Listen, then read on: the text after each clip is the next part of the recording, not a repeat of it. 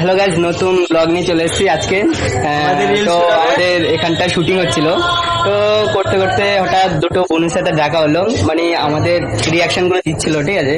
তো ওদের সাথে দেখা হলো, তো বাইকার শুভ তো দাঁড়িয়ে আছে, ওদেরকে কিছু দেবে বলে আশা করে আছে, হয়তো আনতে যাচ্ছে, ঠিক আছে। তো চলে এসছে, ঠিক আছে। তো হয়তো ওকে গিফট দেবে।